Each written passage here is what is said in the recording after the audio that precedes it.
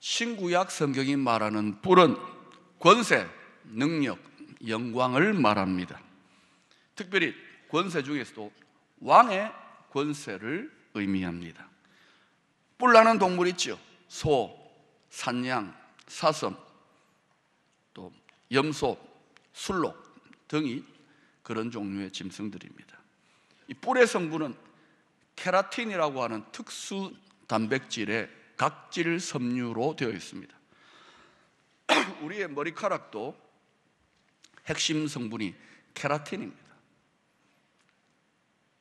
다시 말하면 사람의 머리카락도 더 깊은 의미로 본다면 뿔과 같이 권세, 자존심, 영광을 상징한다고 할 수 있습니다. 머리가 중요하지 않습니까? 머리를 다치면 안 됩니다. 머리에 머리털이 나 있다, 머리카락이 나 있다. 이것은 우리 머리에 씌워준 일종의 왕관의 의미가 있는 것입니다. 성경은 온 인류의 역사가 왕권의 싸움, 권세의 싸움, 뿔의 싸움인 것을 계시해 주고 있습니다. 만왕의 왕 되신 하나님의 뿔에 도전하는 사탄의 뿔이 실제하고 있습니다. 여러분, 사탄 마귀를 그림을 그려보라 그러면 어린아이도 어때요? 자동으로 뿔 두 개를 빨갛게 칠해가지고 뿔 두 개를 그려 놓습니다. 그렇지요? 용에게도 뿔이 달려 있습니다. 또 사탄의 수하의 쫄병들인 악한 영들, 귀신, 도깨비들도 도깨비 어때요? 뿔 나 있잖아요. 그 참 신기해요. 뿔이 나 있다. 이 죄악된 세상에서 하나님의 뿔과 사탄의 뿔 사이에 뿔 싸움이 진행되고 있습니다. 사탄이 결코 하나님의 뿔과 직접 상대할 수 없기 때문에 교회와 성도들에게 위임하신 권세, 교회와 성도들의 뿔과 사탄의 세력과의 뿔 싸움, 권세 싸움이 진행되고 있는 현장이 바로 이 죄 많은 세상입니다. 그러니 성도는요, 이 뿔 싸움에서 반드시 승리해야 됩니다. 아멘. 교회는 어떤 곳인가? 이 뿔 싸움을 잘 싸워서 항상 이길 수 있도록 훈련시키고 가르치는 현장이라는 것을 기억하십시오. 다니엘서 7, 8장에는 하나님을 대적하는 이 세상 대제국들의 모습을 뿔의 비유를 들어서 예언하고 있습니다. 또 스가랴서 1장에도 하나님의 백성들을 위협하고 대적하는 세상 나라들의 악한 활동들을 뿔로써 비유하고 있습니다. 요한계시록 12장과 13장에도 하나님을 대적하는 세상 권세에 대해서 뿔이 10개 달린 붉은 용, 하나만 달려도 셀 건데 뿔이 10개가 달린 붉은 용, 그리고 뿔이 10개가 달린 짐승으로 설명하고 있습니다. 대단한 권세를 가진 용이고 짐승입니다. 그러나 하늘 아래 메이로다. 하나님의 권세를 절대로 당할 수 없습니다. 우리가 하나님 주신 권세와 지혜로 악한 영들의 뿔을 꺾어버리면 꺾어버릴수록 하나님 아버지께는 더 큰 영광이 돌려지게 되는 것입니다. 너는 어떤 삶을 살래? 하나님께 영광 돌리는 삶을 살겠습니다. 그러면 이기는, 승리하는 신앙생활 하셔야 합니다. 그것을 위해서 영적으로 단련하고 훈련해야 됩니다. 편안하게 세상과 짝하면 죄와 즐기는 그런 신앙생활을 하는 것은 사실상 애굽의 노예로, 애굽의 정신으로 살아가는 것을 말합니다. 그렇게 해서는 절대로 하나님의 권세, 모든 원수의 권세를 제압하는 하나님의 능력과 하나님의 뿔이 여러분의 삶 속에 나타나지 않습니다. 예수를 믿는 하나님의 자녀는 반드시 승리하게 되어 있습니다. 이 세상의 어떤 뿔도 하나님의 권세를 대적할 수 없습니다. 맨날 변명하고 약합니다, 연약합니다. 버리세요, 그런 생각을. 기도가 달라져야 되고 생각이 달라져야 되고 신앙생활의 자세와 태도가 달라져야 됩니다. 하나님은 하나님을 대적하는 모든 교만한 뿔들은 다 꺾어버립니다. 그것이 뿔이 10개가 달려있다 하더라도 다 꺾어버립니다. 자신의 권세를 맡기신 하나님의 자식, 성도라고 할지라도 그 뿔, 그 하나님의 권세를 잘못 사용하면 비참하게 망하고 만다는 것을 알아야 됩니다. 나는 아버지 자식이니까, 나는 성도니까 천만에요. 권세에는 책임이 따릅니다. 신분에는, 특권에는 책임이 따라요. 사사기 16장에 삼손이 엄청난 능력의 권세의 사사였습니다. 그런데 구미호 같은 들릴라가 음란으로, 세상의 유혹으로 집요하게 이 구미호 작은 여우가 계속 유혹을 하니까 거기에 넘어가가지고 하나님의 사사의 영광의 뿔, 그 권세를 상징하는 긴 머리카락을 싹둑 잘려버립니다. 그러자 어떤 일이 납니까? 결박을 당하고 무능해집니다. 포로가 되고, 그리고 두 눈알이 뽑혀져 버립니다. 비참한 수치와 좌절과 절망 속에, 감옥 속에 갇혀서 그제야 깨닫고 하나님을 향하여 처절하게 울부짖습니다. 하나님, 다시 한번 기회를 달라고. 그런데 그렇게 회개하며 울부짖을 때 다시금 머리카락이 자라납니다. 뿔이 다시금 돋아나기 시작하는 거예요. 그리고 수많은 사람들이 공설 운동장 같은 블레셋의 신전에 모여가지고 자기들의 신을 찬양하고 경배할 때 삼손이 놀이개감으로 거기에 이제 가서 무슨 쇼를 해야 됩니다. 막 삼손을, 자기들의 원수를 조롱하고 비난하고, 마치 세상의 수많은 자들이 교회를 비난하고 개독교라 그러고, 예? 그렇게 조롱하고 비난하는 현장에 삼손이 버려졌어요. 눈알이 뽑히고 몸은 엉망진창인데 머리가 다시 자라났어요. 회개함으로 뿔이 돋아났어요. 그래서 자신을 인도자의 손에 의탁해가지고 나를 그 신전의 가장 중요한 주춧돌 같은 기둥에다가 나를 세워달라고. 그리고 힘을 가하는데 그 신전에 모여 앉아 수많은 사람들이 저 뭐 하느냐고, 저거 바보 같은 녀석이, 눈알 뽑힌 녀석이 이러고 있는데 하나님 한 번만 나에게 권세와 능력을 달라고 확 밀어버리니까 어떤 일이 납니까? 오늘 본문은 갓 태어난 자신의 아들 세례 요한에 대해 제사장이었던 아버지 사가랴가 예언하고 있는 내용입니다. 아버지 사가랴를 통하여 아들 세례 요한이 이 세상에 태어난 하나님의 뜻, 하나님의 소명을 성령의 감동으로 예언하고 있는 대목입니다. 아들을 향한 아버지의 예언의 핵심이 76절, 77절에 잘 나타나 있습니다. 여러분이 한번 읽어보십시다. 시작.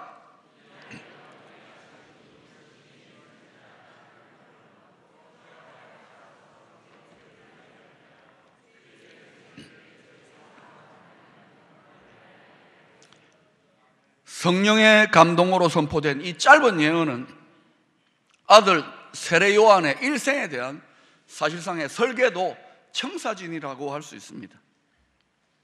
오늘날도 얼마든지 우리는 내가 왜 이 땅에 태어났는가, 내 인생의 목적, 목표, 설계도를 얼마든지 깨달을 수 있습니다. 어떻게 해요? 하나님 말씀해 주세요. 하나님의 비전을 보여주세요. 그런 기도하면은 텔레비전만 보일 겁니다. 그렇게 기도하는 게 아니에요. 하나님 아버지하고 친밀하게 동행합니다. 생명 다해 하나님 사랑하면서 하나님 아버지하고 계속 교제하면서 동행하면 저절로 깨닫게 됩니다. 아멘. 뭐 친해야 알 거 아닙니까? 여러분, 제 마음을, 제 아내의 마음을 가장 깊이 아는 사람이 누굴까요? 이웃집 아줌마가 되면 큰일 납니다. 저는 제 아내의 마음, 제 마음을 우리 부부가 제일 잘 아는 거예요. 늘 친밀하게 동행하니까. 싸우기도 하고 그러지만 싸우면서 정된다고, 그러면서 서로 깊은 마음을 나누고 기도하고 힘을 합치는 거예요. 하나님 아버지하고 친하지도 않으면서 음성 들었다, 환상 봤다, 그 문제 있는 겁니다. 그래서 사고 치는 거예요. 하나님하고 친하게 동행하면 하나님 아버지의 뜻이 무엇입니까? 물어볼 필요도 없어요. 저절로 알게 됩니다. 아멘. 그게 예언이요, 지혜요, 계시요, 지혜와 총명, 모략, 명철입니다. 여러분 인생에 대해서 하나님의 뜻과 소원을 깨달을 때 하나님 뭐라고 했어요? 빌립보 2장에 하나님의 기뻐하시는 뜻, 소원을 두고 너희로 행하게 하신다고. 이 하나님의 소원이 여러분의 심령 속에 불타오르면은 지치지 아니하고 춤을 추면서 좁은 길을 걸어가면서도 자신만만하게 당당하게 걸어가게 되는 거예요. 그러나 갈 길을 밝히 보이시니 걸어가는 성도들이 있는가 하면 나는 갈 길 모르니 40년, 50년, 60년 광야에서 헤매기만 하고 끝내버리는 한심한 성도들의 인생도 있답니다. 뿐만 아니라 이것은 왜 중요하냐?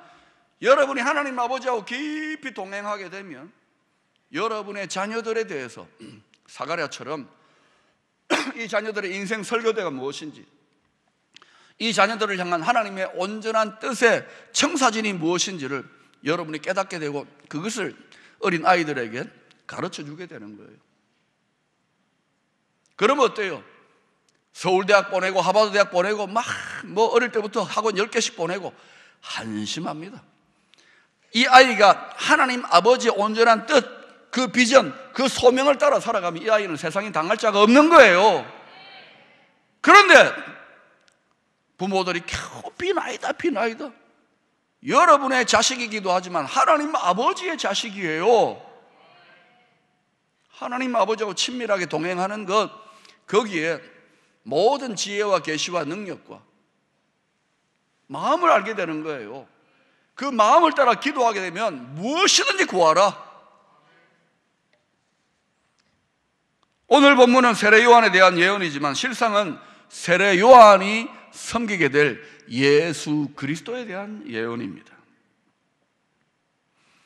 그런데 그 예수 그리스도에 대한 본문의 예언들 중에서 아주 독특한 표현이 69절에 나타나고 있습니다. 우리를 위하여 구원의 뿔을 그 종 다윗의 집에 일으키셨으니, 예수님이 태어난 사건을 하나님께서 구원의 뿔을 다윗의 집에 일으키시는 사건으로 설명하고 있습니다. 사무엘하 7장에 보면 다윗이 자기는 백향목 왕궁에 아름답게 화려하게 살고 있는데 하나님의 집은 텐트 같은 곳에 있구나, 이게 마음이 너무 부담스러워가지고 부귀와 권세와 영광을 누리는데도 하나님에 대한 마음을 빼앗기지 않습니다. 그래서 하나님 아버지 집 지어드리고 싶어요, 성전 지어드리고 싶어요, 이런 마음이 들었던 거예요. 이 마음의 소원을 나단 선지자에게 이야기했더니 나단 선지자가 기도하고는 그 밤에 하나님의 말씀을 받습니다. 그리고 다윗에게 엄청난 축복의 언약을 주시는데 그 내용이 한마디로 뭐냐? 다윗아, 네가 나의 집을 지어주겠다고 기특하구나. 그럴 때 나는 이 온 우주도 나에게는 나를 위한 집이 될 수 없단다. 내가 그런 집 지어달라고 했느냐? 그러나 네 마음이 참 기특하다. 그러니 네가 나의 집 지어주겠다고 내가 너의 집을 세워주겠노라, 이렇게 말씀한 거예요. 그런데 이 집이 그냥 고대광실이 아니라 다윗에게 영원한 왕의 집, 불멸의 왕의 가문을 세워주겠다는 약속입니다. 하나님은 한 번 약속하신 것을 절대로 잊어버리지 않고 바꾸지 않으시는, 자신의 이름과 명예와 자존심을 지키시는 신실하신, 약속 지키시는 하나님이십니다. 성경은 전부 다 하나님의 약속입니다. 피로 맺은 언약이기 때문에 반드시 성경의 약속대로 역사는 전개되어 가게 있습니다. 성경을 모르고서는 영원한 승리, 영원한 영광에 결단코 들어갈 수 없습니다. 우리 민족 모두가 영원한 영광의 나라가 되기 위해서는 진리의 성경으로 진리의 말씀을 다 통달해야 되는 줄로 믿습니다. 성경을 모르고서, 성령의 충만함을 모르고서 이 세상을, 여러분의 자녀를, 여러분의 가문을 영원한 영광의 가문으로 세우겠다고요? 턱없는 소리입니다. 결국 나단 선지자를 통하여 다윗에게 했던 이 예언의 약속은 오늘 본문에 나타난 것처럼 다윗의 집에 구원의 뿔을 일으키심으로, 만왕의 왕 되신 하나님의 구원자 메시아가 오심으로 성취되어진 것입니다. 그리고 이 만왕의 왕 되신 예수 그리스도가 다시 오셔서 모든 뿔싸움을 끝내버릴 그때에 저와 여러분은 하나님 아버지의 자식으로, 왕족으로 영원한 불멸의 왕가의 영광에 참여하게 되는 것입니다. 2000년 전 베들레헴 말구유에 연약한 아기의 몸으로 태어난 구원의 뿔, 아기입니다. 응애 엄마 저절 먹어야 되고 심히 연약하고 미미합니다. 그때 이 어린 아기가 구원의 뿔이 되리라고 알아차린 사람은 극소수의 하나님의 영, 성령으로 감동된 사람들 뿐이었습니다. 그런데 진리의 말씀, 성경의 말씀, 하나님의 믿음의 관점으로 전 세계의 모든 세계 역사를 한번 여러분이 깊이 들여다보시고 연구하시고 통찰해 보시길 바랍니다. 그러면 곳곳에서 하나님의 구원자 어린 양 예수의 뿔이, 그 권세와 통치와 영광이 점점점 더 강대해져가고 확산되고 커져가고 있다는 사실을 발견하게 될 것입니다. 물론 이 구원의 뿔을 대적하는 사탄의 세력의 뿔도 점점 더 강하게 격돌해 오게 될 것입니다. 이미 그러한 일들이 전 세계적으로 맹렬한 기세로 그런 도전들이 일어나고 있습니다. 왜 내년에 전심으로 기도해야 되는가?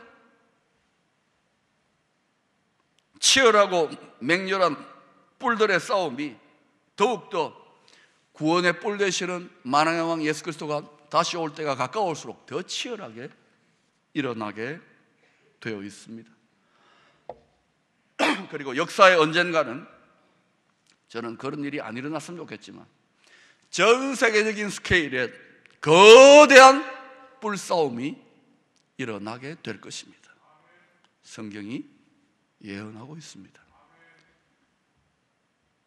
평화로다가 아니라는 거예요. 그때 여러분 자신과 여러분의 가정과 나라를 지키기 위해서는 어떻게 해야 될까요? 분명히 기억하십시오. 구원의 뿔, 예수 그리스도의 뿔이 마침내 모든 악한 권세들, 모든 악한 뿔들을 모조리 다 꺾어 버리실 것입니다. 그러니 줄을 잘 서야 합니다. 한 번의 선택이 영혼을 좌우합니다. 나라 전체도 줄을 잘 서야 됩니다. 마침내 이기는 쪽에 줄을 서야 합니다. 속임당하면 안 돼요. 지도자들이 어디에 줄을 서야 영원한 영광에, 영원한 승리에, 불멸의 나라에 참여하게 될 것인가? 앞으로 어떤 유혹과 도전과 시험이 오더라도 생명을 걸고 구원의 뿔에 계속 믿음으로 줄 서 있기를 축원합니다. 심지어 교회와 성도의 권세, 그 뿔이 일시적으로 깨어지고 꺾여버리는 것 같은 일들이 일어날지라도 이때야말로 어둠이 깊으니까 빛이 곧 오겠구나 하고 절대로 다른 엉뚱한 곳에 줄 서면 안 됩니다. 그리하면 끝까지 견디는 자는 저와 여러분 모두가 다윗에게 약속한 영원한 불멸의 왕과 만왕의 왕 하나님의 왕의 가문에 참여하게 될 것입니다. 성탄은 다름 아닌 온 세상과 만민을 구원할 구원의 뿔이 사람의 몸을 입고 이 죄 많은 세상에 태어난 것을 말합니다. 이 구원의 뿔은 왜, 무슨 이유로 오셨을까요? 오늘 본문은 세 가지로 이야기합니다. 첫 번째는 72절 74절에 나타난 것처럼 교회와 성도들, 하나님의 백성들을 위협하는 모든 원수들, 사탄의 세력들로부터 그 백성을 구원하여 건지기 위해서입니다. 구원은 다른 것이 아닙니다. 건져내는 것입니다. 홍수 심판이 있을 때 구원의 방주로 들어간 자는 건짐받았고,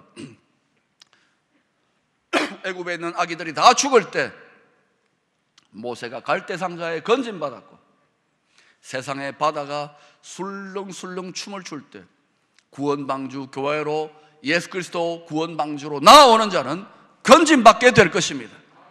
구원의 뿔은 모든 만민들을 건져내기 위해, 구원하기 위해서입니다. 할렐루야.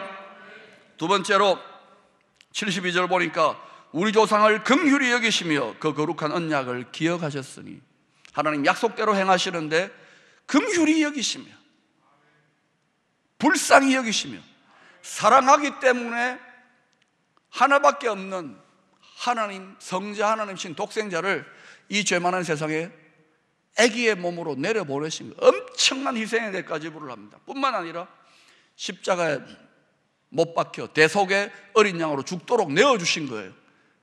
여러분 나라를 구하려고 여러분의 생태 같은 아들을 내어줄 수 있겠습니까? 기이한 사랑, 크신 긍휼로 일어난 사건인 거예요.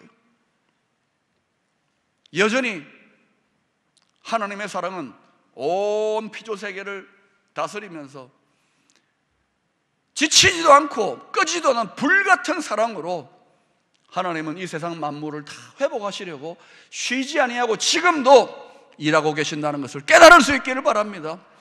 이 하나님의 사랑에 감격하면은 온전한 사랑으로 말하면 두려움이 없어요, 여러분. 세 번째로 하나님을 두려움 없이 영원토록 성결과 의로 섬기게 하려고 구원의 뿔로 오신 것입니다. 75절 보시면 종신토록 주의 앞에서 성결과 의로 두려움 없이 섬기게 하리라 하셨도다. 모든 권세의 주인, 모든 뿔의 주인이 되시는 하나님은 구원의 뿔 대신 예수 그리스도의 영광을 위하여 전심으로 살아가는 성도들의 뿔을, 그 권세를, 그 머리를 반드시 높여주십니다. 존귀하게 이 죄 많은 세상 속에 세워주십니다. 그 주님을 생명 다해 사랑함으로 살아가는 성도들에게는 이 세상에 어떤 세력들과도 싸워 이길 수 있는 능력과 권세와 지혜를, 총명을 부어주십니다. 그리하여 넉넉히 이기게 하십니다. 이미 전 세계인들의 기억 속에 전설적인 무술인으로 자리 잡고 있는 제일교포 최배달 씨의 뿔싸움의 일생을 한번 생각해 보십시오. 혈과 육에 대한 무술의 싸움에서도 생명을 다하고 마음을 다하고 뜻을 다하고 힘을 다하니까, 진심을 다해버리니까, 진리 대신 예수 그리스도에게 다할 극자 다해버리니까, 제일계명 마음을 다해 뜻을 다해 힘을 다해 생명을 다해버리니까 전 세계를 다 이겨버리지 않습니까? 당할 자가 없지 않습니까?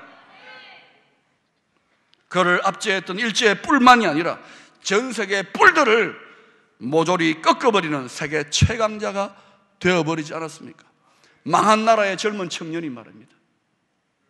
여러분, 하나님의 교회와 성도는 아직 망하지 않았습니다. 일어나 빛을 발하기를 축원합니다. 여러분 또한 주님의 나라와 의를 위하여 모든 것을 다하게 될 때, 극진하게 될 때, 주님을 극진하게 사랑하고 극진하게 대접하게 될 때, 극진교회, 극진성도가 될 때 원수의 모든 뿔을 꺾고 넉넉하게 이김으로 민족과 열방을 축복하는 하나님의 불멸의 영광에 저와 여러분 모두가 참여하게 될 줄로 믿습니다.